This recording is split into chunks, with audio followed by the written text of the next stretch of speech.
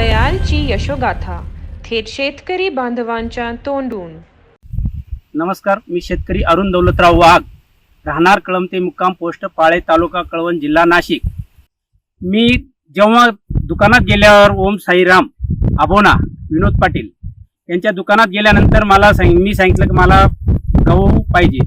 तर ते त्यांच्या आवडीनुसार आणि त्यांच्या मार्गदर्शनाच्या खाली त्यांनी दयालचा कनक सोना म्हणून हा गहू दिला मला। तर तो गहू टाकल्यानंतर ते माझ्याजवळ पातळ टाकला गेला।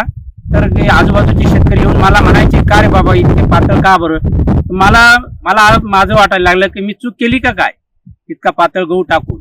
नंतर जेव्हा फुटवे आले त्याला, तर एका 25 ते 30 फुटवे एका झाडाला यायला लागले। तेव्हा तेच शेतकरी येऊन बोलायचे, का रे बाबा हा का गहू आहे का काय, याची ओंबी किती जाड किती लांब आहे, याचं उत्पन्न भरपूर भेटणार आहे असं तुला वाटतं, असं मला सांगितलं त्यांनी।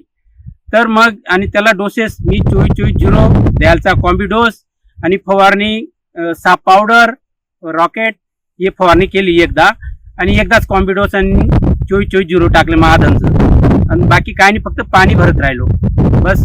तर उत्पन्न असं मला एकरी 25 क्विंटल आला पाहिजे या अपेक्षेने मला असं वाटतंय शेतीच्या उत्पन्नानुसार।